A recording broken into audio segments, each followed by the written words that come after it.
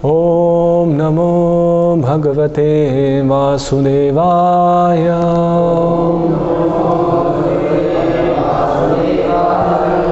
ओम नमो भगवते वासुदेवाय।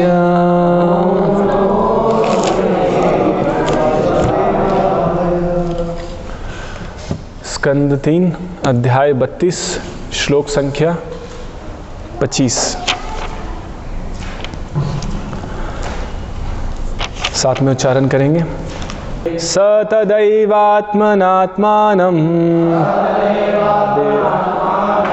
निःसंगं समदर्शनम् हेयोपादेयरहितम्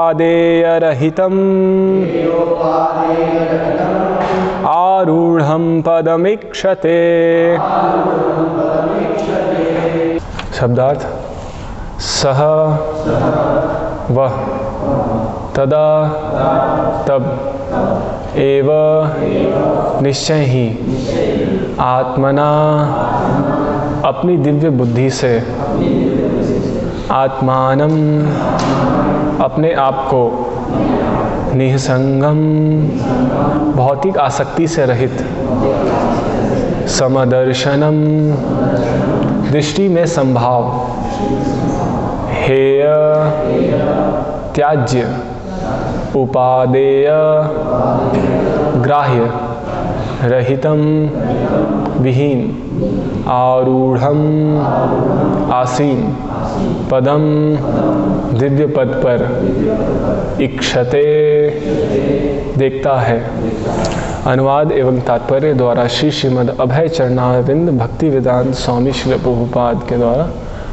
श्रील प्रभुपाद की जय। अनुवाद। अपनी दिव्य बुद्धि के कारण शुद्ध भक्त समदर्शी होता है और अपने आप को पदार्थ के कल्मश से रहित देखता है। वह किसी वस्तु को श्रेष्ठ या निम्न नहीं मानता और परम पुरुष के गुणों में समान होने के कारण अपने आप को परम पद पर आरूढ़ अनुभव करता है। तात्पर्य। आसक्ति से अप्रिय का भाव जागृत होता है। भक्त की किसी वस्तु के प्रति व्यक्तिगत आसक्ति नहीं होती, अतः उसके लिए प्रिय या अप्रिय का प्रश्न नहीं उठता। भगवान की सेवा के लिए वह कुछ भी कर सकता है, भले ही वह उसके लिए अप्रिय हो। वस्तुतः वह स्वार्थ से पूर्णतया मुक्त रहता है और इस प्रकार भगवान को जो भी प्रिय हो उसे भी प्रिय होता है। उदाहरणार्थ, पहले अर्जुन को युद्ध करना स्वीकार्य नहीं था, किंतु जब उसने समझ लिया कि युद्ध भगवान को प्रिय है तो उसने युद्ध करना स्वीकार कर लिया। शुद्ध भक्ति की यही स्थिति है।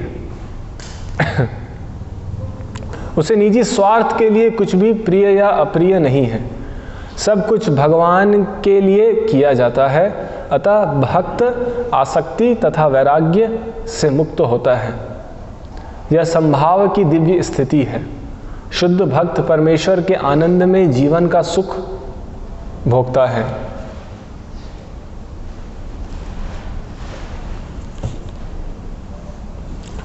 ओम अज्ञानतिमिरन्धस्य ज्ञानाञ्जनशलाकया चक्षुरुन्मीलितं येन तस्मै श्री गुरुवे नमः। श्री चैतन्य मनोभीष्टं स्थापितं येन भूतले स्वयं रूपः कदा मह्यं ददाति स्वपदान्तिकं। वन्देऽहं श्रीगुरोः श्रीयुतापदकमलं श्रीगुरून् वैष्णवांश्च।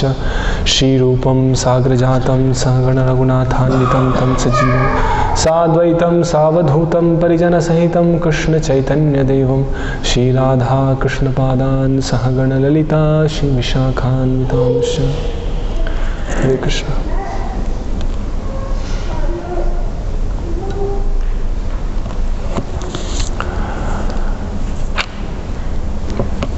तो आज का डिस्कशन शुद्ध भक्त के गुणों के ऊपर अभी चर्चा हो रही है कि शुद्ध भक्त के क्या क्या गुण होते हैं। पिछले श्लोकों में हमने देखा कि किस प्रकार से जो भगवान की भक्ति में युक्त होते हैं उनमें ज्ञान और वैराग्य वासुदेव भगवती भक्ति योग प्रयोजिता जनयति आसु वैराग्यम ज्ञानम यद ब्रह्म दर्शनम। तो जो वासुदेव की भक्ति में युक्त हैं उन्हें ज्ञान और वैराग्य उनको स्वतः ही उनके हृदय में प्रकट होता है। अभी यहाँ से और शुद्ध भक्ति के अलग अलग गुणों के बारे में यहाँ बताया जा रहा है। जो व्यक्ति उस स्थिति में आसीन है, जैसे यहाँ शब्द आया आरूढ़, जो उस स्थिति में आसीन है। भगवद गीता में ये शब्द कहाँ आता है? आरूढ़, हाँ ना, 6ठे अध्याय में आता है। योगारूढ़ुक्षुर मुनेर योगम कर्म कारणम उच्यते, योगारूढ़स्य तस्सैव शमः कारणम उच्यते। तो जो रुक्षु है, जो अभी योग में बिगिनर है, अभी शुरुआती अवस्था में है, तो उसके लिए कर्म कारण है। लेकिन जो योग में प्रगत है, योगारूढ़ है ना, जो योग में सिद्धि की स्थिति में पहुंच चुका है ना, जो सफलता प्राप्त कर चुका है योग में, उसको कहते हैं योगारूढ़। तो उसके लिए भौतिक कर्म करना उसके लिए आवश्यक नहीं है, क्योंकि कोई भी आसक्ति उसके अंदर नहीं है। कुछ पाने की इच्छा, निराशीर निर्ममो, ना तो कुछ पाने की इच्छा है, ना तो कुछ खोने का डर है ना।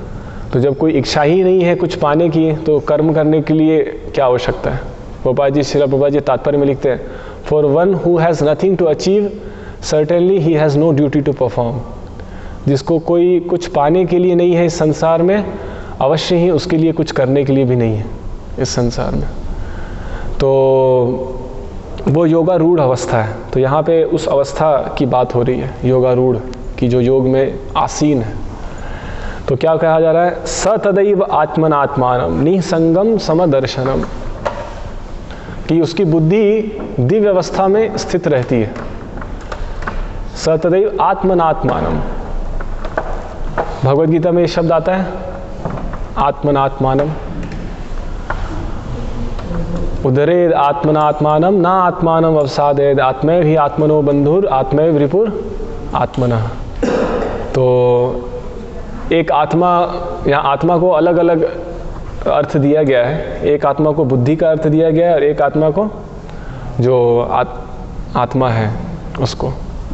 तो वो जो योगारूढ़ है वो अपने दिव्य बुद्धि से अपने अस्तित्व को देख पाता है, अपने दिव्य स्तर से अपने अस्तित्व को देख पाता है। अभी हमारी स्थिति क्या है? हमारी स्थिति में हम जो देखते हैं वो सब क्या है? काम, क्रोध, लोभ, मोह, इन सब अनर्थों से हमारी दृष्टि आवृत है।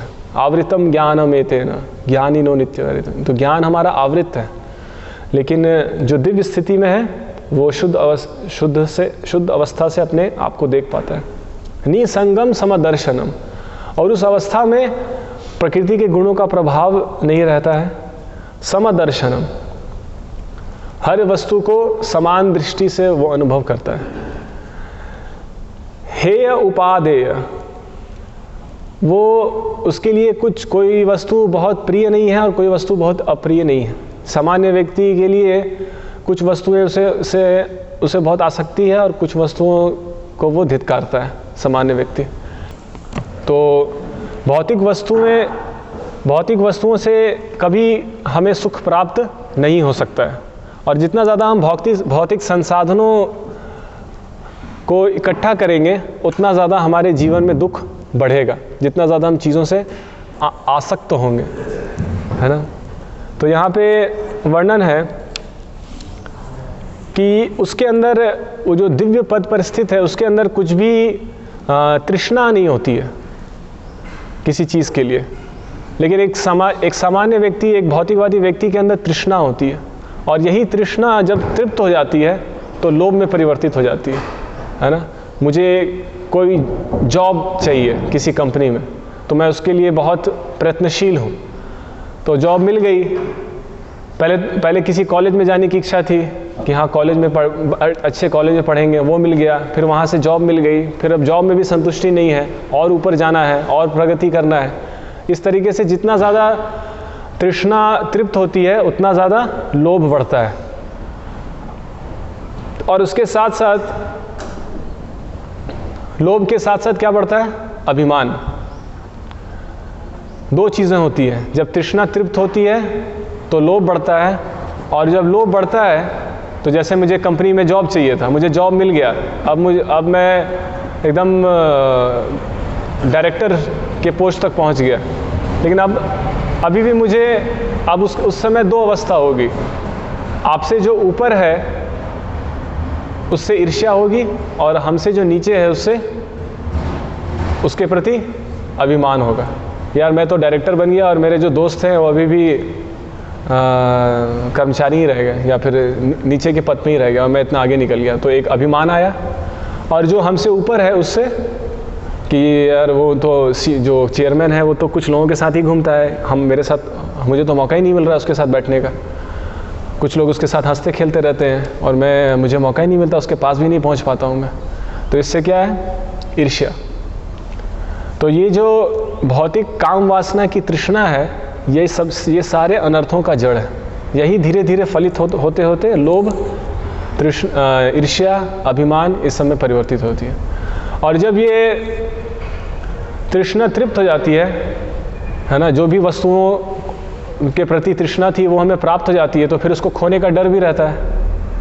और जब वो खो गई, अगर पूरी हो गई तो लोभ बढ़ गया, और अगर नहीं पूरी हुई, खो गई या छूट गई हाथ से, तो फिर क्या? शोक, है ना। शोक, भय, मोह, यही संसार का पूरा जाल है। तो व्यक्ति इन्हीं चीज़ों में लिप्त रहता है। लेकिन हमको ये समझना है कि कोई भी भौतिक वस्तुएं अपने आप में सक्षम नहीं है हमें सुख प्रदान करने के लिए।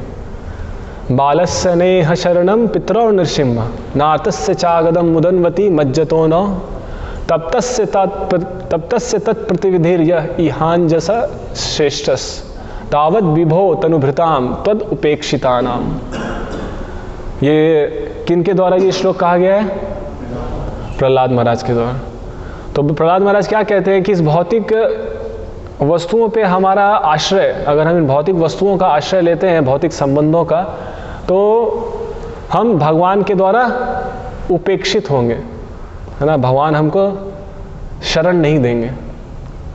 तद उपेक्षितानाम, है ना। तावद विभो तनुभृताम। तनुभृताम का मतलब जिन लोगों ने ये भौतिक शरीर धारण किया है वो भगवान के द्वारा उपेक्षित हैं, उनको भगवान ने त्याग दिया है।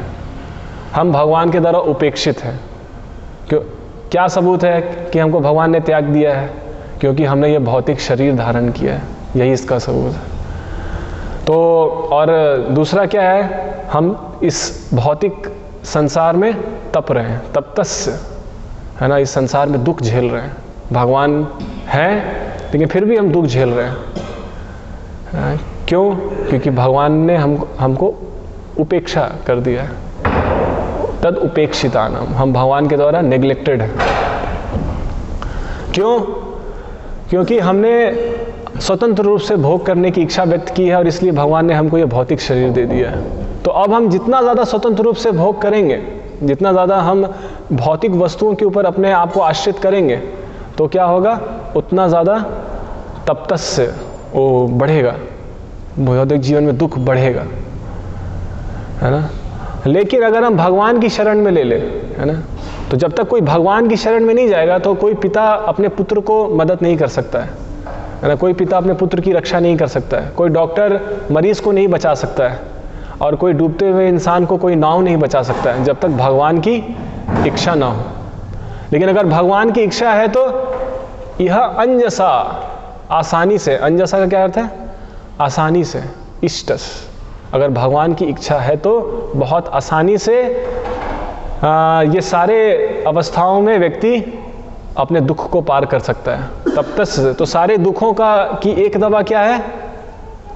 कि हम फिर से भगवान की शरण में जाएं। इस उपेक्षित अवस्था में रह करके अपने जीवन के दुखों का समाधान नहीं किया जा सकता है। जब तक हम इस उपेक्षित अवस्था में रहेंगे, इस भौतिक शरीर में धारण करेंगे, ये उपेक्षित अवस्था है, त्याज्य अवस्था है। भगवान ने हमको त्याग दिया है, उपेक्षा कर दिया है। तो इस उपेक्षित अवस्था में रह करके कोई जीवन की समस्याओं का समाधान नहीं हो सकता है। तो इसका समाधान तब होगा जब हम पूर्ण रूप से भगवान की शरण में जाएंगे। और भौतिक सुख और दुख कैसे हैं? क्षणिक है। बहुत कम समय के लिए जो आनंद प्राप्त होता है वो बहुत कम समय के लिए बहुत क्षणिक आनंद प्राप्त होता है ना। जैसे कि रसगुल्ला बहुत स्वादिष्ट चीज़ है, सुनते ही उसका पिक्चर दिमाग में तैयार हो जाता है ना, एक इच्छा प्रकट होती है। तो पहले खाने के लिए तृष्णा होती है, जब खा लिया अब उसको निकालने के लिए फिर परेशानी। पहले खाने के लिए बहुत कठोर मेहनत, उसको संसाधन को जुटाने के लिए, और फिर उसको उससे निवृत्त होने के लिए, पहले पाने के लिए फिर निवृत्त होने के लिए। दोनों ही अवस्था कष्टदायी है। दोनों ही अवस्थाओं में बहुत चिंता और कुंठा और व्यक्त करना पड़ता है। और जो आनंद उस बीच में, उस दौरान में जो थोड़ा सा आनंद मिला वो कितने सेकंड का था? जब वो रसगुल्ला थोड़े 1-2 सेकंड के लिए मुंह में था, बस उतना ही आनंद के लिए इतना बड़ा संघर्ष हमको करना पड़ा। तो यही संसार की व्यवस्था, ये भौतिक संसार का स्वभाव ऐसा है, भोग और त्याग। हमने भक्ति रस अमृत सिंधु के क्लास में भी सुना, ये भौतिक संसार या भौतिक सुख कैसे हैं? भोग और त्याग, पेंडुलम की तरह, कभी भोग कभी त्याग, कभी भोग कभी त्याग, इस तरीके से चलता रहता है। तो रसगुल्ला खाया, भोग किया, अब उसको त्यागने के लिए परेशानी, फिर उसको परेशानी। तो भागवतम में वर्णन है कि जब सती, शिव जी की पत्नी सती शिव जी के साथ थी, उस साक्षात दुर्गा है ना, और शिव जी की पत्नी है, शिव जी महादेव है। कोई संसाधन का कोई कमी है क्या? कोई शक्ति की कोई कमी नहीं है, संसाधन की कमी नहीं, लेकिन फिर भी प्रभाव है, जैसे कि सती के केस में हम देखते हैं। तो ऐसा नहीं है कि अगर भौतिक संसाधन सारे आ जाएंगे तो हम तृप्त हो जाएंगे, ऐसा नहीं। अगर हम सती के केस में देखते हैं कि जहाँ शिव जी उनके पति हैं और खुद भौतिक पूरे अनंत कोटि ब्रह्मांडों की रचना और उसका संरक्षण माया देवी साक्षात, लेकिन फिर भी हम देखते हैं कि किस तरीके से प्रकृति के गुण कार्य करते हैं। कि जब सती शिव जी के साथ थी तो शिव जी के साथ आनंद, पति के साथ आनंद में है, लेकिन फिर भी क्या है? कुछ और वस्तुओं की तृष्णा है ना। पिता के घर जाना है, वहाँ पे कोई फैमिली फंक्शन अटेंड करना है, तो शिव जी ने मना किया कि मत जाओ, थोड़ा उसका चरित्र ठीक नहीं है, तो नहीं जाना है। अब सारे लोग जा रहे हैं, एरोप्लेन से दिख रहा है सारे लोग जा रहे हैं, तो अब इच्छा हो रही है कि मैं मुझे जाने नहीं दे रहे हैं। और वो देख रहे हैं कि सारे देवी देवता अच्छे अच्छे वस्त्र पहन करके, देवी सब पति पत्नी सब साथ में जा रहे हैं। तो अब सती स्त्री है, तो स्त्रियों का स्वभाव है कि पारिवारिक कार्यक्रमों में भाग लेना, ये स्वभाव है। तो वो तृष्णा उत्पन्न हुई, तो शिव जी को छोड़ करके, उनकी बात ना मान करके फिर भी वो चली गई। क्या कोई और वहाँ भोग है, इसको त्यागो, चलो। तो वहाँ गए, तो वहाँ क्या स्थिति हो गई? वहाँ पे फिर से वो भोग, वहाँ पे सोच के गए थे कि बहुत आनंद आएगा, वहाँ फैमिली फंक्शन में जाएंगे, बहन पिता सबसे मिलेंगे, ये वहाँ पे क्या हुआ? फिर बेइज्जती। तो इसी तरीके से भौतिकवादी इंसान जो जितना है उससे संतुष्ट नहीं है। अब शिव जी अनंत कोटि, मतलब कि महादेव साक्षात पति हैं, फिर भी दूसरे तरफ आसक्ति है, उधर जाना है, वहाँ ज़्यादा आनंद मिलेगा। तो इस तरीके से भौतिकवादी व्यक्ति की यही विचारधारा है कि जितना वस्तु उपलब्ध है उसमें अब उसके प्रति या उससे संतुष्टि प्राप्त नहीं हो रही है ना, उसके महत्व को नहीं समझ रहे हैं, अनग्रेटफुल हो गए हैं। जो स्थिति है, जो वस्तु, जो सौभाग्य भगवान के द्वारा दिया गया है, उसके प्रति ग्रेटफुल नहीं है, आभार नहीं है, अब और चाहिए और चाहिए। और फिर उसके परिणाम में क्या हुआ? सती को अपमान झेलना पड़ा। फिर अपमान बस फिर कैसे अंत हुआ? फिर शरीर त्यागना पड़ा। तो इस तरीके से व्यक्ति हर समय कुछ ना कुछ ऐसा करना चाहता है जिससे कि सामने वाले को इम्प्रेस करे, है ना। हर समय भौतिकवादी विचारधारा क्या है कि कुछ ना कुछ ऐसा करे अपने आप को सिद्ध करने के लिए, सामने वाले 4 लोगों को आकर्षित करने के लिए, मेरे से आकर्षित हो लो, कुछ ऐसा बोले, कुछ ऐसा हाव भाव दिखाएं, कुछ ऐसा करें कि कुछ भौतिक रूप से वाहवाही प्राप्त हो, कुछ भौतिक संसाधन इकट्ठा हो, है ना। चाहे वो सूक्ष्म हो सकती है या स्थूल हो सकती है, चाहे वो कुछ जो निचले स्तर पे हैं वो स्थूल चीज़ों के लिए ज़्यादा आकर्षित होते हैं, स्थूल वस्तुओं के लिए। जो थोड़ा और बौद्धिक रूप से प्रगत हैं तो थोड़ा सा और सूक्ष्म रूप से चाहते हैं कि मान सम्मान, है ना, इज्जत। तो जब भी भौतिक वस्तुओं का संग्रह हम करते हैं तो साथ साथ उसको खोने का भय और प्राप्त करने के बाद अभिमान दोनों साथ साथ आता है। तो अब किसी को, जैसे कि अर्जुन ने जो भगवद गीता में तर्क दिया भगवान को कि अगर मैं ये राज्य जीत जाऊंगा, अगर मैं युद्ध जीत जाऊंगा और सारे लोग मर जाएंगे इस युद्ध में, तो फिर मैं इस राज्य का भोग कैसे करूंगा? क्योंकि भोग करने के लिए लोग तो चाहिए, दिखाऊंगा किसको, है ना, कि देखो मेरे पास क्या है। लोग किसको इम्प्रेस करूंगा, किसको दिखाऊंगा? क्योंकि भौतिक सुख तो का आधार यही है कि सामने वाले को आकर्षित करो अपने संसाधन, अपने ऐश्वर्य को दिखा करके या अपने क्वालिटीज़ को दिखा करके। तो अर्जुन का ये के लिए बहुत चिंता का विषय था। अर्जुन बहुत चिंतित था इस विषय में। उसने इस प्रस्ताव को रखा कि भोग कैसे करूँगा, कैसे, जब कोई रहेंगे ही नहीं सगे संबंधी। तो लोग महल, गाड़ी, बंगला सब खरीदते हैं और फिर अपने संबंधियों को उसमें बुलाते हैं और फिर दिखाते हैं कि देखिए अभी हाल ये गाड़ी खरीदी है, ये घर बनाया है, कैसा लग रहा है। तो इस तरीके से उनको दिखा करके उनको संतुष्टि मिलती है।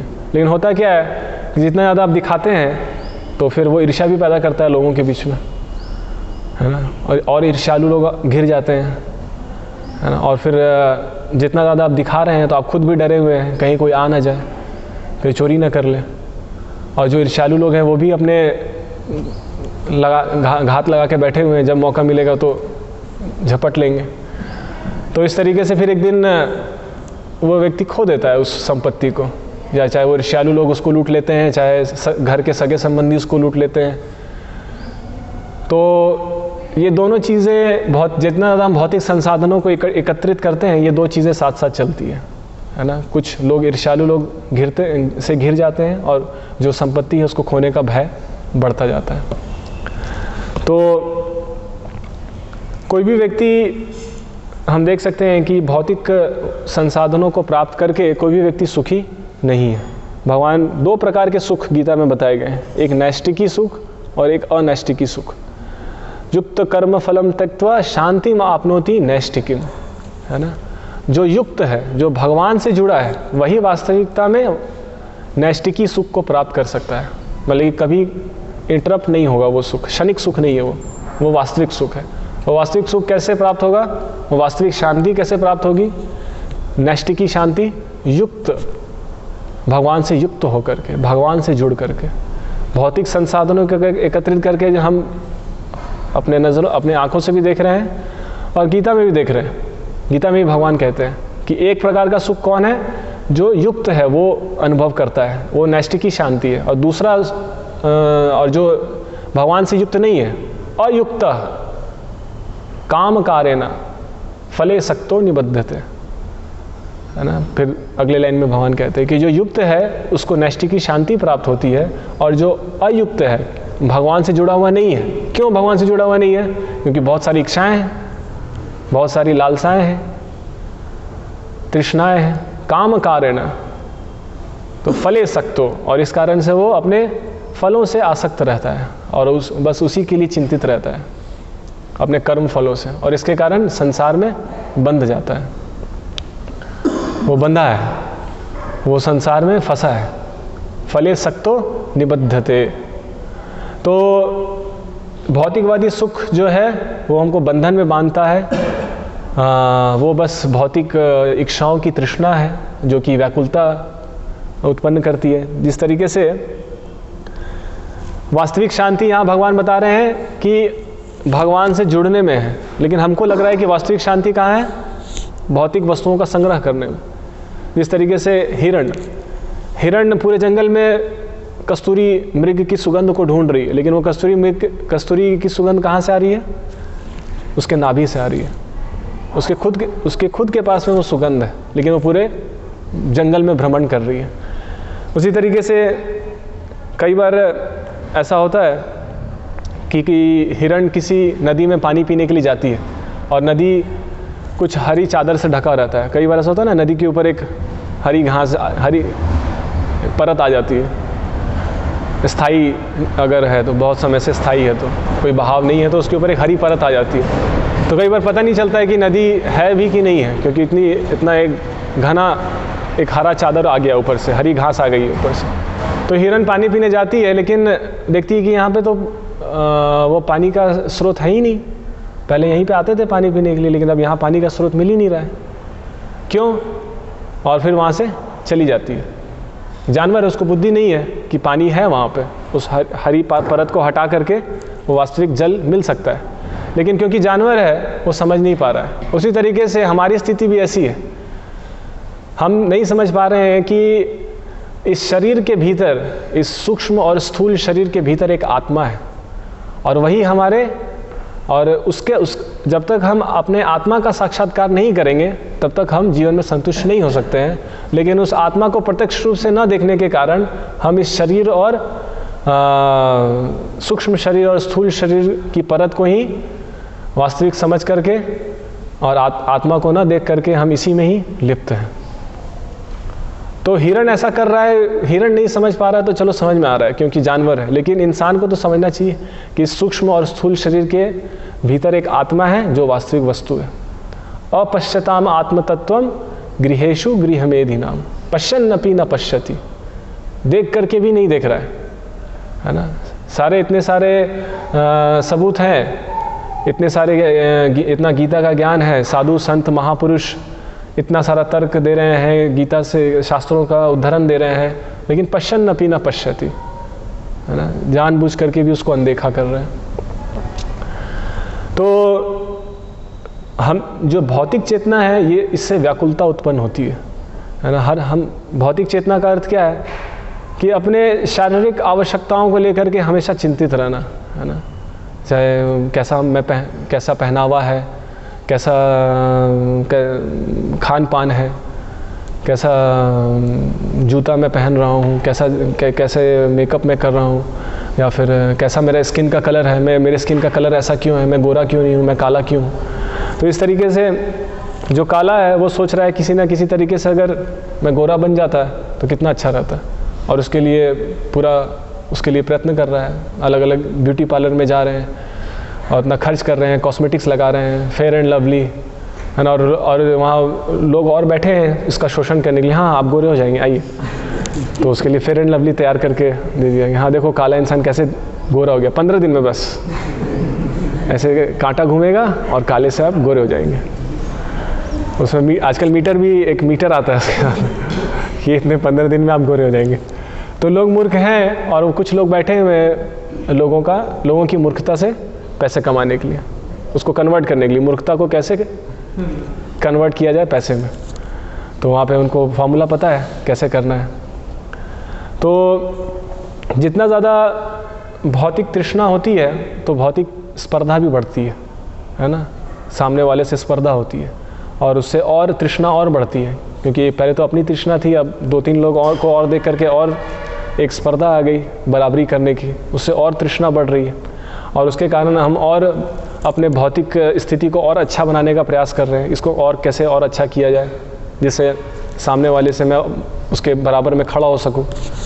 तो इस तरीके, और इसका कोई अंत नहीं है ना, अपने भौतिक स्थिति को आप अनंत काल तक उसको और अच्छा बनाने का प्रयास करते रह सकते हैं, और इसका कोई अंत नहीं है, क्योंकि सामने वाले की स्थिति और अच्छी होती जाएगी, आप उससे और बराबरी करेंगे तो उसकी और स्थिति और कुछ अच्छी हो जाएगी, तो हमेशा ये प्रतिस्पर्धा चलती रहेगी और इसका कोई अंत नहीं होगा।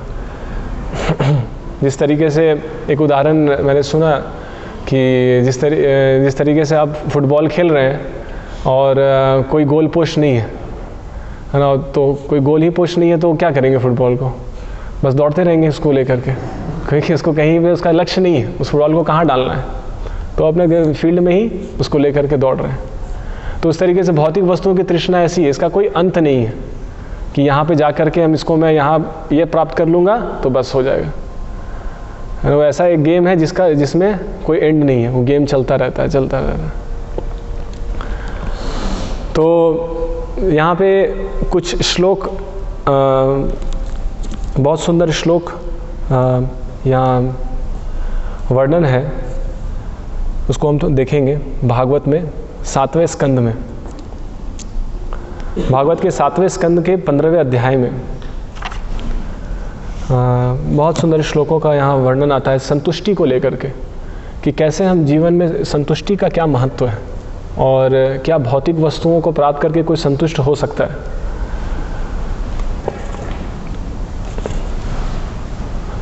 तो एक एक करके हम इन श्लोकों को देखते हैं। कुछ 4-5 श्लोक हैं संतुष्टि के ऊपर। सदा संतुष्ट मनसः सर्वाः शिवमया दिशः शर्करा कंटकादिभ्यो यथोपानत्पदः शिवम। तो जिसके पाँवों में उचित जूते हों उसे कंकड़ पत्थरों तथा कांटों पर चलने में कोई भय नहीं लगता, उसके लिए सभी कुछ कल्याणमय है। इसी प्रकार जो सदैव आत्मतुष्ट रहता है उसे दुख नहीं सताते। तो यहाँ पे वर्णन किया गया है आत्मसंतुष्टि को, जो एक योगारूढ़ अवस्था में जो व्यक्ति एक आत्मसंतुष्टि को हेय और उपादेय, कुछ ना तो पाने की इच्छा है ना तो कुछ खोने का डर, तो इस स्थिति में कैसी उसको बराबरी कैसे किया जा रहा है एक जूते से, कि जैसे जब हम जूता पहनते हैं तो फिर हमको कोई भी कंकड़ पत्थर का डर नहीं होता कि पैर में कोई भी कंकड़ पत्थर चुभेंगे, हम सिक्योर महसूस करते हैं और हम चलने में निसंकोच हम कहीं भी जा सकते हैं। उसी तरीके से एक आत्मसंतुष्ट व्यक्ति की स्थिति कैसे है, जिसके पाँवों में उचित जूते हों उसे कंकड़ पत्थरों तथा कांटों पर चलने का कोई भय नहीं होता। वो कहीं पे भी किसी अवस्था में भी निर्भय होकर के रह सकता है, क्योंकि उसके अंदर कुछ पाने का या खोने का कि ना को खोने का भय है ना तो पाने की कोई तृष्णा है। तो इस तरीके से वो कार्य करता है। तो ये जो खास करके ब्रह्मचर्य आश्रम में ये भाव होना बहुत महत्वपूर्ण है, संतुष्टि का भाव। हर व्यक्ति के लिए किसी भी अवस्था में किसी भी वर्ण में संतुष्टि का भाव उसके लिए बहुत महत्वपूर्ण है। जैसे हम अगर ब्रह्मचर्य आश्रम में हैं तो अगर यहाँ पे कॉमन बाथरूम है, कोई ऐसा सेपरेट इंडिविजुअल रूम नहीं है और सोने के लिए जो भी जो मिनिमम नेसेसिटी जो भी आवश्यक है वो सब प्रदान किया जा रहा है। लेकिन अगर मान लिया जाए कि अगर हम चले जाएं किसी और मंदिर में या कहीं पे हम देखें कि कुछ ब्रह्मचारी या फिर हमें मौका मिले कि आपको सेपरेट रूम दिया जा रहा है, उसके अंदर अटैच्ड बाथरूम भी है और अच्छे गद्दे हैं, बिस्तर भी है, एक बेड भी मिला, तो क्या कुछ दिन रहने का मौका मिलेगा और फिर वहाँ से फिर आकर के यहाँ रहना पड़ेगा, तो क्या कैसा लगेगा? एक असंतुष्टि महसूस होगी। हम जब तक यहाँ थे तो संतुष्ट थे, लेकिन कुछ समय के लिए अगर कुछ ऐशो आराम मिल जाए तो व्यक्ति उससे क्या आसक्त हो जाता है, फिर उसके अंदर एक असंतुष्टि का भाव स्वतः ही आने लगता है।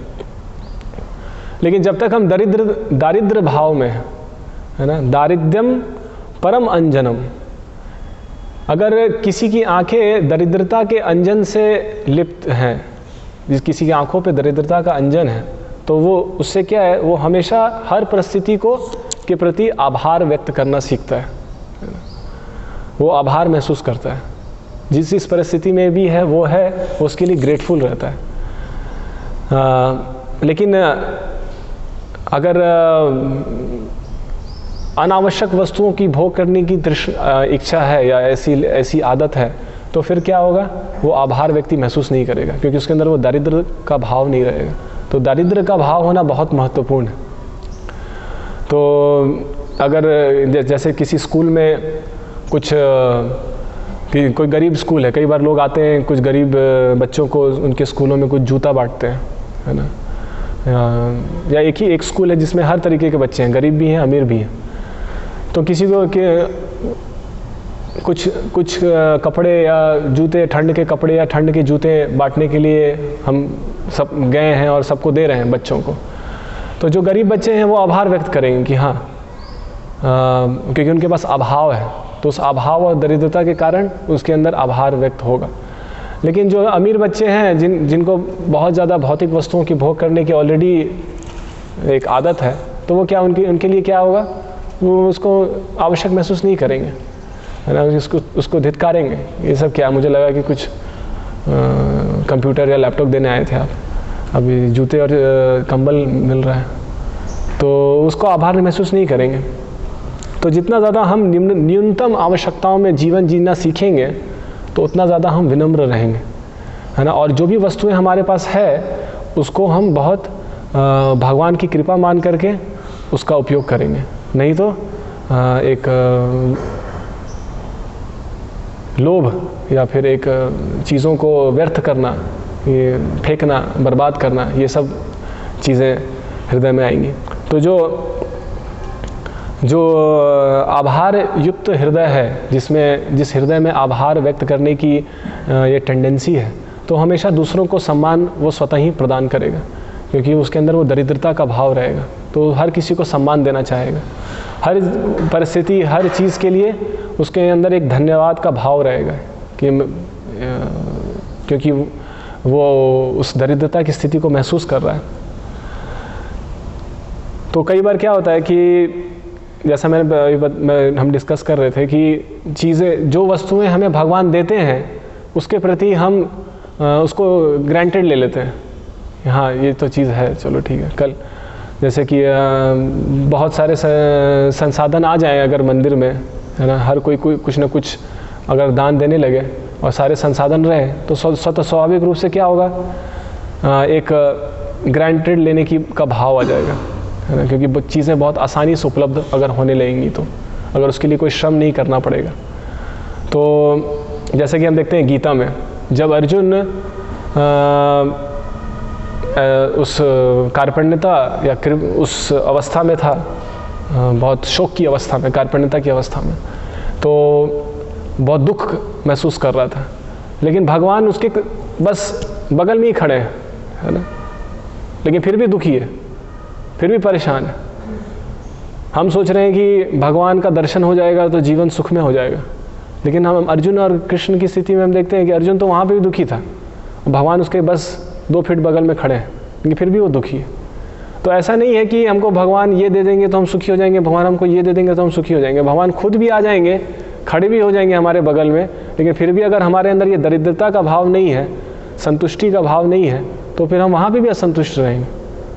वहाँ पे भी हम अपनी आसक्तियों के लिए, अब छोटी छोटी चीज़ों के लिए, फिर वहाँ पे भी जैसे अर्जुन रो रहा था, तो अर्जुन वो स्थिति को क्यों दिखा रहा है?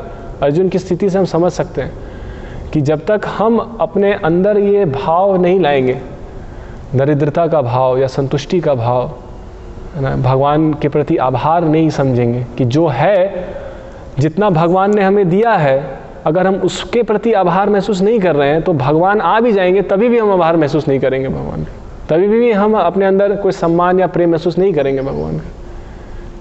क्योंकि जिसके अंदर प्रेम है और सम्मान है और आभार की भावना है, वो वर्तमान स्थिति में भी वो उसको व्यक्त करेगा, है ना। जैसे कि हम देखते हैं कि इंद्र भले ही अपने कितने ऊंचे अवस्था में हैं, लेकिन फिर भी वहाँ पे भी उनको संतुष्टि नहीं है, इंद्र को भी संतुष्टि नहीं है। सती का उदाहरण हमने देखा, सती शिव जी की पत्नी है, फिर भी संतुष्टि नहीं है कि फिर भी मुझे जाना है वहाँ, है ना। भले ही शिव जी ने समझा रहे हैं शिव जी कि दक्ष के पास मत जाइए, उसका व्यवहार अच्छा नहीं है, लेकिन फिर भी शिव जी की पत्नी होते हुए भी, शिव जी के समक्ष होते हुए भी फिर भी संतुष्टि नहीं है। तो कैसे ये संतुष्टि प्राप्त होगी? तो ये जो दरिद्रता का भाव है, ये क्या है? उस जूते की तरह है, क्योंकि अगर ये हमारे आँखों पे रहेगा, हमारे अंदर रहेगा, तो हर परिस्थिति में हम संतुष्ट रहेंगे। फिर यहाँ पे अगला श्लोक आता है,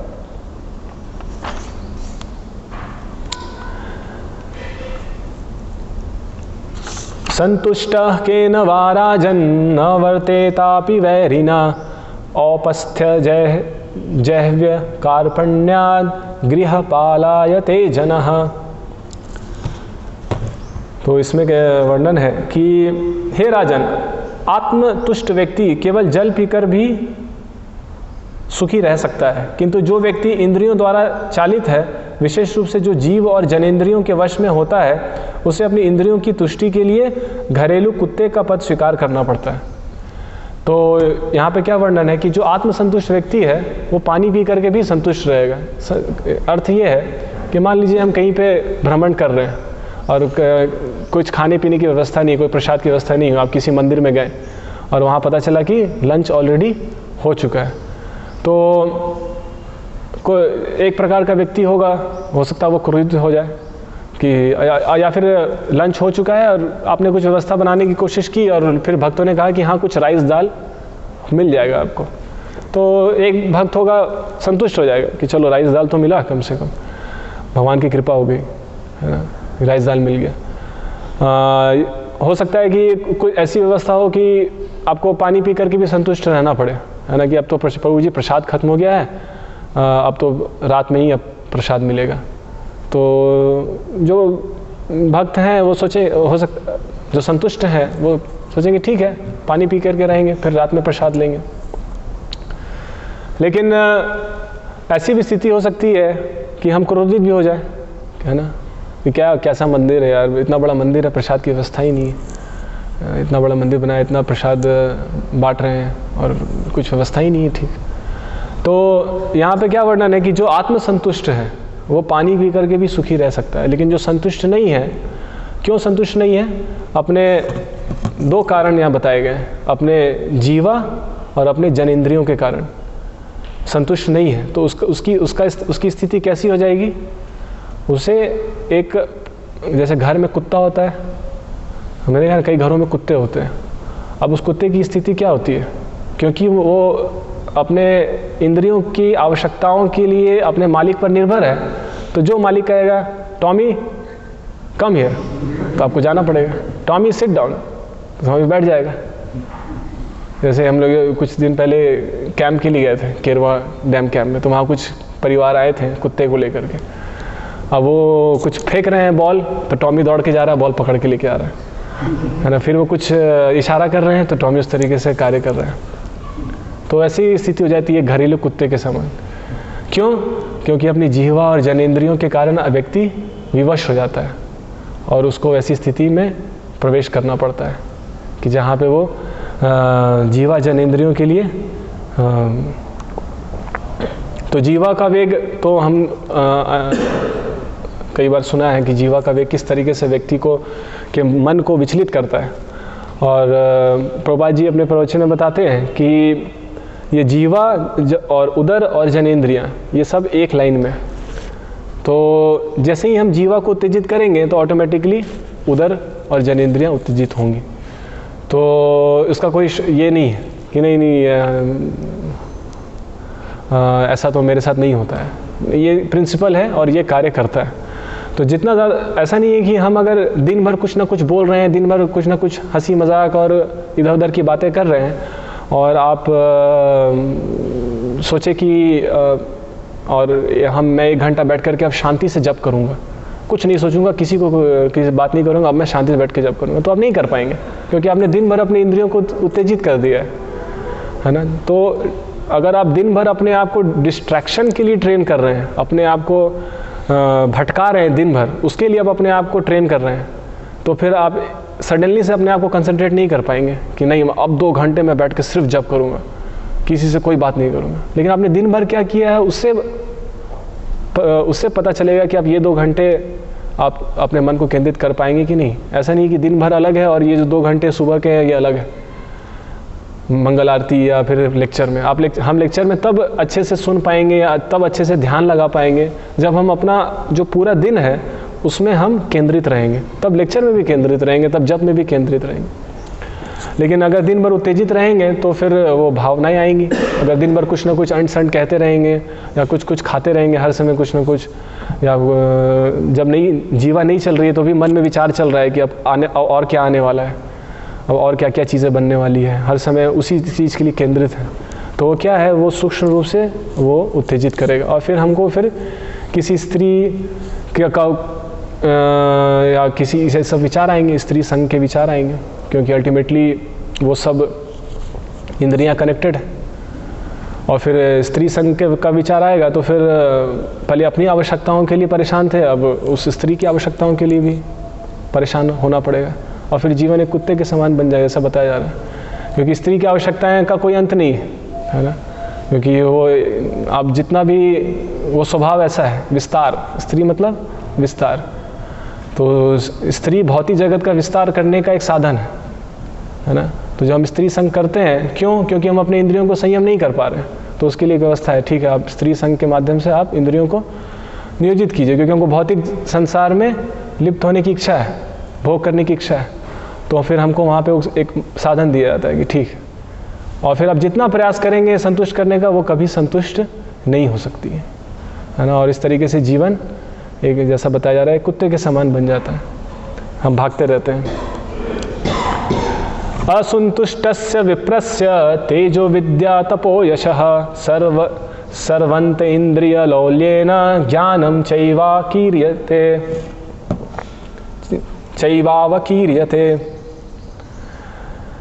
भक्त या ब्राह्मण जो आत्मसंतुष्ट नहीं होता, उसका आध्यात्मिक ज्ञान, विद्या, तपस्या तथा कीर्ति उसकी इंद्रिय लोलुपता के कारण क्षीण हो जाते हैं और उसका ज्ञान शनय शनय लुप्त हो जाता है। तो जो ब्राह्मण या भक्त आत्मसंतुष्ट नहीं है, तो उसका ज्ञान, उसके 4 चीज़ खत्म हो जाएंगे। उसकी ज्ञान खत्म हो जाएगी, उसकी विद्या खत्म हो जाएगी, उसकी तपस्या खत्म हो जाएगी और उसकी कीर्ति खत्म हो जाएगी, जो आत्मसंतुष्ट नहीं है। अर्थ ये है कि उसके वचनों का कोई प्रभाव नहीं रहेगा, है ना। ज्ञान खत्म हो जाएगा, अर्थ ऐसा नहीं वो सारी चीज़ें भूल जाएगा, लेकिन वो ज्ञान तो रहेगा, लेकिन जब वो कुछ ज्ञान देगा तो किसी के जीवन में कुछ फर्क नहीं पड़ेगा, किसी को कुछ महसूस नहीं होगा, क्योंकि उसमें वो तपस्या का बल खत्म हो गया है, वैराग्य का बल नहीं, भक्ति का बल नहीं, तो वो बस खाली घड़े के समान बस आवाज़ करेगा, लेकिन कुछ है नहीं उसमें, ऐसी स्थिति हो जाएगी। तो और व्यक्ति मजाक का पात्र बन जाएगा। अगर जो इंद्रियों को संयम करने का प्रयास नहीं कर रहा है, तो क्या वो मजाक का पात्र बन जाएगा, क्योंकि लोग उसको देखेंगे कि किस तरीके से असंयमित है। तो इंद्रिय संयम का अर्थ है कि उसमें ऐसा नहीं कि इंद्रियों की आवश्यकताओं के ऊपर रोक लगाना है, लेकिन उसको रेगुलेट करना है ना, उसको नियमित करने की चीज़ कही जा रही है। तो जैसे जीवा है, तो उसके लिए उसका रेगुलेशन है कि हम प्रसाद ग्रहण करें, और उसमें भी रेगुलेशन मेंटेन करें। और जनेंद्रियों के लिए रेगुलेशन है कि विवाह यज्ञ, इस तरीके से विवाह यज्ञ के माध्यम से, धर्म के माध्यम से इंद्रियों को संयम किस प्रकार से किया जा सकता है। तो अगर इसको ना किया जाए तो क्या होगा, व्यक्ति इसी तरीके से भौतिक आकर्षणों के पीछे भागता रहेगा और स्त्री संतुष्टि के लिए या फिर जीवा की संतुष्टि के लिए व्यक्ति अपना पूरा जीवन व्यर्थ कर देगा। तो और गुस्सा, जब एक चीज़ और आती है कि जब इंद्रियां संतुष्ट नहीं होती है तो क्या आता है, गुस्सा आता है, फ्रस्ट्रेशन आता है जब इंद्रियां संतुष्ट नहीं होती है, क्योंकि व्यक्ति प्रयास तो बहुत कर रहा है इंद्रिय वस्तुओं के लिए, लेकिन किसी कारण से संतुष्ट नहीं होती है तो गुस्सा आता है। जैसे कि सती के उदाहरण में भी हम देखते हैं कि जब वो अपने पिता के घर पे गई और फिर उसने क्या प्रयास किया कि मैं पिता को समझाऊंगी, है ना, दक्ष को समझाना चाहती थी, लेकिन पता नहीं था कि दक्ष कितना, है ना, कैसे व्यक्ति है, तो उसको समझाना संभव नहीं है। लेकिन लोभ के कारण, एक आसक्ति के कारण ठीक है प्रयास किया समझाने का, और फिर अंत में क्या, गुस्सा, क्योंकि सफलता नहीं मिली तो गुस्सा, और अपने फिर शरीर को ही खत्म करना पड़ा, कर लिया गुस्से में। तो ये गुस्सा ऐसा है कि जब इंद्रिय वस्तुएं प्राप्त नहीं होती है तो गुस्सा आता है, और फिर गुस्सा क्या है, परिवारों को बर्बाद कर देता है, देश लड़कर बर्बाद हो जाते हैं। तो हर तरीके से गुस्सा, जो क्रोध है, वो विनाश का कारण बनता है। अगर इस गुस्से, तो इस क्रोध को क्या किया जा सकता है, इसको कृष्ण भक्ति के माध्यम से इसको शांत किया जा सकता है। कि अगर हम कृष्ण भक्ति में अपने आप को युक्त करेंगे तो सारी इंद्रियां अपने आप ही संयम हो जाएगी। तानी सर्वाणी संयम्य युक्त आसीत मत्परा, जो युक्त है वो सारी इंद्रियों को संयमित कर लेता है। युक्त आसीत मत्परा, किस तरीके से, भगवान के ऊपर निर्भर होकर के, भगवान के ऊपर आसक्ति स्थापित करके। सर्वाणी संयम्य,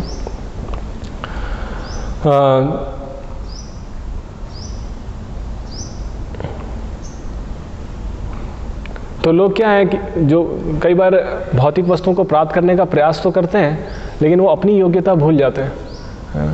वो हम सब कुछ ना कुछ चाह रहे हैं, लेकिन हम भूल रहे हैं कि हमारी अपनी योग्यता क्या है। कोई सोच सकता है कि, है ना, मुझे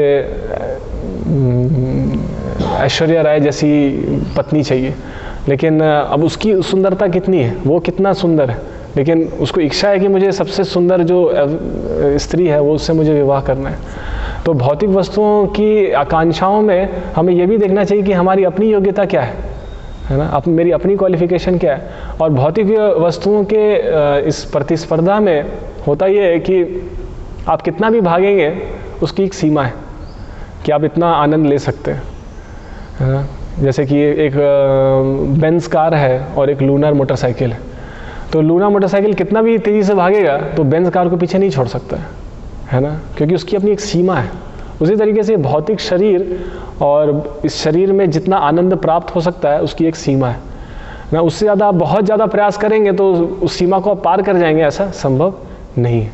जो काला है और मतलब कि जो अयोग्य है या कुरूप है, वो कितना भी प्रयत्न करे, कितना भी ये करे, लेकिन उसकी एक सीमा है। उसको उसी क्षेत्र में उसी के अनुसार एक योग्य स्त्री उसको प्राप्त होगी, जैसा वो खुद है ना। ऐसा नहीं कि वो कुछ और कल्पना करेगा तो उसको या उसके लिए प्रयास करेगा तो उसी तरीके से। लेकिन आध्यात्मिक जीवन की कोई सीमा नहीं है ना। भौतिक प्रयासों में सीमा है और उसके कारण हम फ्रस्ट्रेशन झेलते हैं, क्योंकि सुख पाने की जो तृष्णा है वो असीमित सुख पाने की है। लेकिन जब हम आध्यात्मिक ज्ञान लेते हैं, भगवान का संग प्राप्त करने की इच्छा करते हैं, तो उसके लिए कोई सीमा नहीं है। जैसे कि हम देखते हैं जटायु, है ना, वो एक सामान्य पक्षी, मतलब कि पक्षी है, लेकिन फिर भी वो भगवान के कितने महान भक्त हैं, है ना। जटायु, हनुमान बंदर हैं, लेकिन फिर भी महान के कितने भक्त हैं। तो अगर हमको अपने सीमा से बाहर निकलना है, अगर ये इच्छा है, तो वो आध्यात्मिक ज्ञान से भगवान की भक्ति करके वो संभव है। लेकिन भौतिक चीज़ों में प्रयास कर करके वो संभव नहीं है ना। भौतिक चीज़ों में जितना भी प्रयास करेंगे वो अपनी सीमा में ही कर सकते हैं। तो हम देखते हैं कि गजेंद्र जैसा हाथी भी हनुमान एक बंदर योनि में होकर के भी वो भगवान के शुद्ध भक्त बन सके। तो ऐसा कोई व्यक्ति नहीं होगा जो हरे कृष्णा महामंत्र जप करने के लिए योग्य नहीं है। ऐसी कोई क्राइटेरिया नहीं है कि ये लोग हरे कृष्णा महामंत्र जप नहीं कर सकते। भौतिक वस्तुओं के लिए क्राइटेरिया हो सकती है कि हाँ, कुछ लोग इस चीज़ के लिए अयोग्य हैं, कुछ लोग इस चीज़ के लिए अयोग्य हैं और इस चीज़ के लिए योग्य हैं। लेकिन आध्यात्मिकता के लिए कोई योग और अयोग का कोई विचार नहीं है। तो एक बार श्रीला प्रभुपाद जी एक अपने प्रवचन में बताते हैं कि अहमदाबाद में एक व्यक्ति था, मोदी, अहमदाबाद गुजरात में। वो ये मोदी नहीं, दूसरा एक मोदी था। तो बहुत बड़ा इंडस्ट्रियलिस्ट था, लेकिन बहुत करोड़ों का मालिक था। लेकिन खुद क्या था? अंगूठा छाप। उसको खुद उसने बहुत पढ़ाई नहीं की थी। और दूसरे तरफ श्रीला प्रभुपाद जी बताते थे कि वहीं पे एक कलकत्ता में या अहमदाबाद में ही एक डॉक्टर, एक पीएचडी डॉक्टर थे और इतने पढ़े लिखे थे, लेकिन उनको कहीं पे व्यवसाय जॉब नहीं मिल रहा था। तो वो कुछ साबुन बना करके बेचते थे घर घर जा करके उस समय। तो श्रीला प्रभुपाद जी कहते हैं कि एक अनपढ़ है, अंगूठा छाप है, लेकिन करोड़पति है, और एक पीएचडी करके साबुन बेच रहा है घर घर जाकर। तो श्रीला प्रभुपाद जी कहते हैं कि जितना हमको प्राप्त हो सकता है उसकी एक सीमा है ना। उससे ज़्यादा हम प्राप्त नहीं कर पाएंगे, चाहे हम कुछ भी कर लें। वो हमारा भाग्य है, उस भाग्य को पार नहीं किया जा सकता। लेकिन एक तरीका है, उसको पार किया जा सकता है अगर हम भगवान की भक्ति में आते हैं। तो भगवान की भक्ति में आकर के हम अपना भाग्य भी बदल सकते हैं अगर भगवान की भक्ति को ग्रहण करते हैं।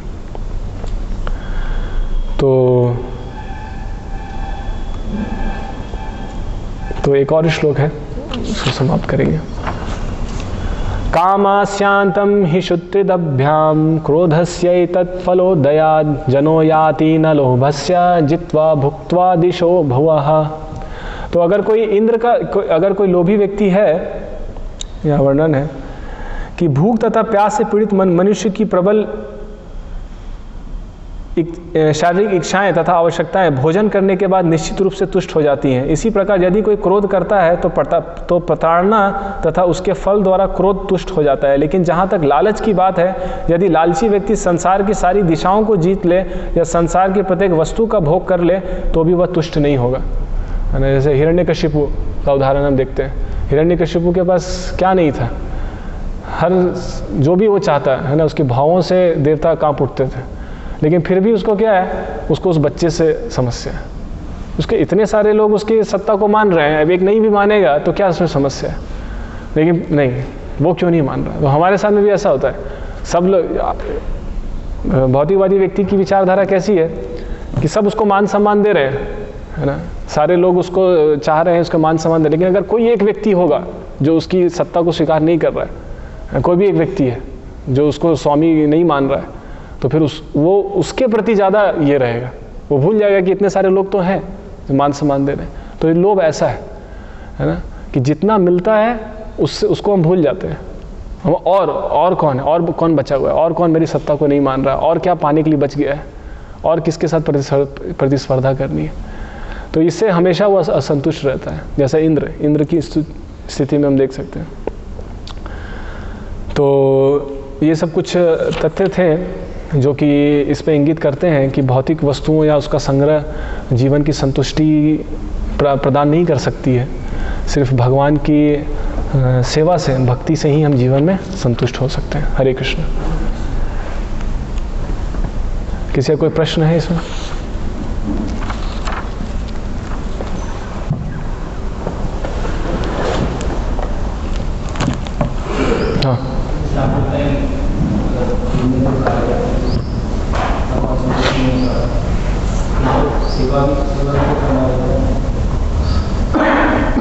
हाँ, समझ नहीं पाया, फिर से बोलो। हाँ हाँ हाँ, अच्छा। हाँ, नहीं, सेवा या जो भी आश्रम के जो भी कार्य हैं, भक्तिमय जीवन के जो भी कार्य हैं, सिर्फ जप कंसंट्रेशन सिर्फ जप के लिए आवश्यक नहीं है। ये सारी चीज़ें जो भी सेवा हम कर रहे हैं, जो भी भगवान के लिए जो भी कार्य कर रहे हैं, फूल माला बना रहे हैं, भगवान के लिए कुकिंग कर रहे हैं, ये सब वो माध्यम है जिससे हम अपने मन को कंसंट्रेट कर सकते हैं। क्योंकि सिर्फ बैठ करके जप करना, ये इसके लिए एक हाई लेवल का कंसंट्रेशन चाहिए। लेकिन अगर आप फोकस्ड हैं, जो जिस कार्य को भी आप कर रहे हैं उसमें फोकस्ड हैं, तो आप अपने माइंड को धीरे धीरे कंसंट्रेट करने के लिए ट्रेन कर रहे हैं, ताकि वो उस स्टेज में भी कंसंट्रेट रहे। जप के स्टेज में, जप एक टॉप मोस्ट स्टेज है जहाँ पे हाईएस्ट कंसंट्रेशन चाहिए। लेकिन मन इतना अशांत है, उसको उद्वेग है, तो वो कुछ करना चाहता है, कुछ एक्टिविटी चाहता है। तो ठीक, आप एक्टिविटी कीजिए, उसमें उसको कंसंट्रेट कीजिए, कुछ उसको इंगेजमेंट दीजिए, फिर उसमें उसको कंसंट्रेट कीजिए, है ना। तो जो हम मंदिर में पोछा भी लगा रहे हैं, तो हमको हम उसमें ध्यान दें कि इस तरीके से पोछा लगाएं कि सारे कोने साफ़ हों, सारी कहीं पे कुछ गंदगी ना बच जाए, है ना। प्रॉपर तरीके से पोछा लगे, ऐसा नहीं कि ज़्यादा पानी डाल दिया, पूरा पानी हो गया। तो हर चीज़ में बारीकियाँ हैं, हर चीज़ में उसको अच्छे ढंग से भी किया जा सकता है, और उसको एक से बस करने के लिए कर दिया बस। तो अगर बस करने के लिए कर दिया तो फिर उसका परिणाम फिर जप में भी दिखेगा, फिर, है ना। जप या अलग अलग सेवाओं में भी वो रिफ्लेक्ट होगा, है ना, कि बस करने के लिए अगर कर रहे हैं, या फिर कुछ उसके पीछे कुछ दूसरा स्वार्थ है ना, तो वो सब उसका परिणाम हमारे जप में, हमारे साधन में दिखेगा। तो हर सेवा, हर कार्य जो भी भक्तिमय जीवन का प्रतिदिन हम करते हैं, वो सब एक मौका है कि हम अपने माइंड को फोकस कर सकें। डोनेशन कलेक्शन के लिए भी जा रहे हैं, तो वहाँ पे हम फोकस होकर कर सकते हैं उसको, कि हम उसमें फोकस रहें कि हम कैसे इसको ज़्यादा अच्छे से अच्छे तरीके, बुक डिस्ट्रीब्यूशन के लिए जा रहे हैं, कैसे इसको ज़्यादा से अच्छे से तरीके से करें। तो जो फोकस नहीं होंगे तो फिर कैसा होगा, 4 घर उधर किया, 4 घर उधर किया, और 2 घर उधर किया, पूरा कॉलोनी छोड़ के चले गए दूसरे कॉलोनी में। ऐसा भी कर सकते हैं बुक डिस्ट्रीब्यूशन।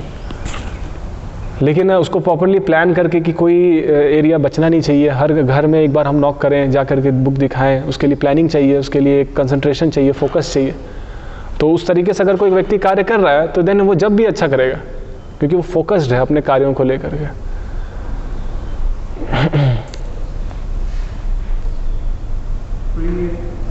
कोई भी सेवा करते समय कॉन्शियसनेस मेंटेन करना कि भगवान के ये बहुत कठिन होता है। मतलब कि एक साइकिल है कि अगर आप जप अच्छे से कर रहे हो तो सेवा अच्छे से होगी, और सेवा अच्छे से करोगे तो जप अच्छे से होगी।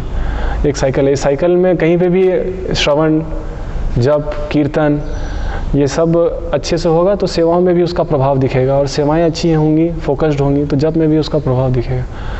तो ये लूप में कहीं पे भी अगर फॉल्ट है, कहीं पे भी आप टंग बेली जेनाइटल्स, कहीं पे भी डिस्ट्रैक्शन इसी से आएगी। तो इसको उत्तेजित कर रहे हैं हम, ज़्यादा बोल रहे हैं, ज़्यादा खा रहे हैं, या जो चटपटा खाने की इच्छा है, हर समय कुछ जीवा में उद्वेग है, तो फिर वो डिस्टर्बेंस क्रिएट करेगा उधर में और जनेंद्रियों में, और फिर वो रिफ्लेक्ट होगा, सेवाओं में मन नहीं लगेगा, क्योंकि वो डिस्ट्रैक्शन है मन में।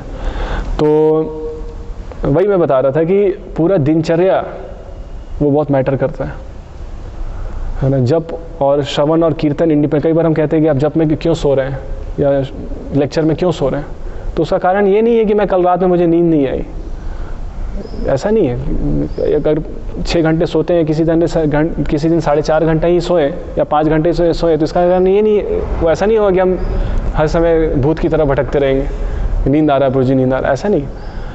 वो नींद इसलिए आ रहा है क्योंकि आप डिस्ट्रैक्टेड है, माइंड डिस्ट्रैक्टेड है। जैसे ही इसको फोकस करने का प्रयास करते हैं वो स्पेस्ड आउट हो जाता है, एकदम आउट हो जाता है। तो क्योंकि वो पूरा दिनचर्या डिस्ट्रैक्टेड है, पूरा शेड्यूल डिस्ट्रैक्टेड है, हर एक एक्टिविटी डिस्ट्रैक्टेड है। तो अच्छे से जप करेंगे, सेवाओं में फोकस रहेगा, अच्छे से सेवाओं में फोकस देंगे तो जप अच्छे से होगा। तो प्रभुपाद जी लिखते हैं कि one should get involve in the activity, अपने आप को एक्टिविटी में इन्वॉल्व करना, स्पेस्ड आउट ना रहना कि एक्टिविटी अलग चल रही है, हम अलग चल रहे हैं, प्रसाद ले रहे हैं और सोच रहे हैं किसी और चीज़ के बारे में कि वो सेवा तो हुई नहीं, और ये सेवा तो करनी थी, और ये तो हुआ नहीं, ये तो हुआ नहीं, ये भी करना है, वो भी करना है। तो प्रसाद भी अच्छे से नहीं ले पाए, और वो सेवा, और जब वो सेवा करने जाएंगे तो किसी और चीज़ के बारे में सोच, अरे पढ़ाई तो नहीं हुई, आज कितने दिन से पढ़ाई नहीं हो रही है, पढ़ाई भी करना है। तो इस तरीके से कोई कार्य में मन ही नहीं है, ये कर रहे हैं तो वो सोच रहे हैं, वो कर रहे हैं तो वो सोच रहे हैं। जब के समय में सेवा के बारे में सोच रहे हैं, और सेवा कर रहे हैं तो आज जब सोच रहे हैं जब तो अच्छे से हुई नहीं, पढ़ा और चैंटिंग तो हुई नहीं ठीक से। तो ये हमेशा ये माइंड का नेचर है, फिकलनेस।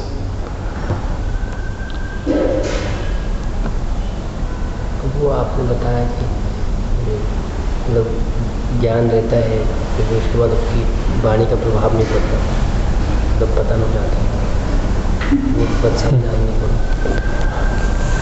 ज्ञान रहता है, लेकिन फिर भी बताया था आपने कि जो व्यक्ति गिर जाता है तो उसके पानी का प्रभाव नहीं होता, हाँ, ज्ञान भी देता है। तो हाँ, तो उसमें मैं ये बता रहा था कि जब हम इंद्रिय संयम नहीं कर रहे हैं या जीवन में संतुष्टि नहीं है, तो उससे कारण क्या होता है, जब तृष्णा ज़्यादा है, संतुष्टि नहीं है, तो जो भी हम अध्ययन करेंगे, जो भी हम तपस्या करेंगे, वो बाहरी रूप से तो दिखेगा कि हम बहुत अध्ययन कर रहे हैं, और ज्ञान भी आ जाएगा, डेटा, बहुत सारी डेटा इकट्ठा हो जाएगी, लेकिन उसमें जो आध्यात्मिक शक्ति वो खत्म हो जाएगी, उसमें जो बल है वो खत्म हो जाएगा, जिससे किसी के हृदय में आप उसको अपील कर पाओगे। लेकिन उसका हृदय को किसी के, हम प्रचार कर रहे हैं तो उसका उद्देश्य क्या है कि सामने वाले के हृदय के अनर्थों को दूर करके ये जो भगवत वाणी है उसके हृदय तक पहुंच सके।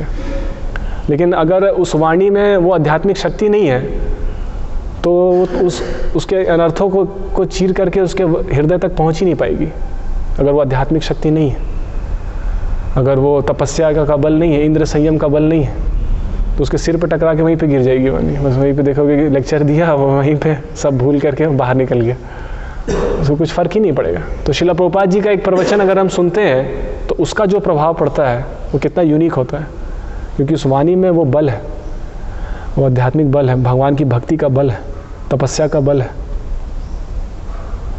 तो वो तपस्या, जो ब्रह्मचर्य जीवन की तपस्या है, इंद्र संयम है, वो सब हमको एक बल प्रदान करती है जिससे कि हम प्रचार कर पाएंगे। प्रचार करने के लिए सिर्फ आपकी बोलने की कला वो कितनी अच्छी है और आप कितना अच्छा फराटेदार बोल सकते हैं और कितना अच्छा आप इंग्लिश बोल सकते हैं, वो फ़र्क नहीं पड़ता है, उससे कुछ फ़र्क नहीं पड़ता है। एक भक्त हैं आचार्य प्रभु, आप सब जानते होंगे, उनको ना तो हिंदी आती है अच्छे से, ना तो इंग्लिश आती है अच्छे से, और वो हर दिन एक भागवतम से डिस्ट्रीब्यूट करते हैं भारत में।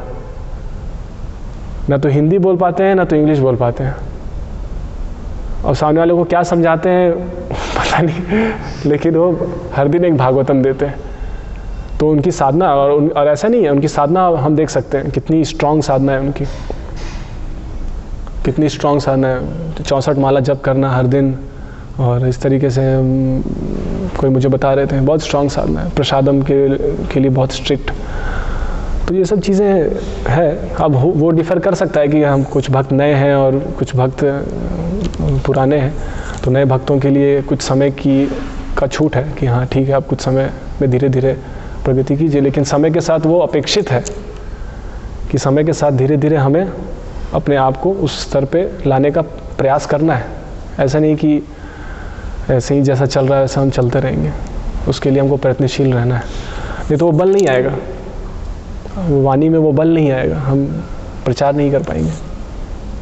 अगर हम खुद संतुष्ट नहीं हैं तो सामने वाले को कैसे हम ज्ञान देंगे। श्रीमद् भागवतम की जय, श्रील प्रभुपाद की जय।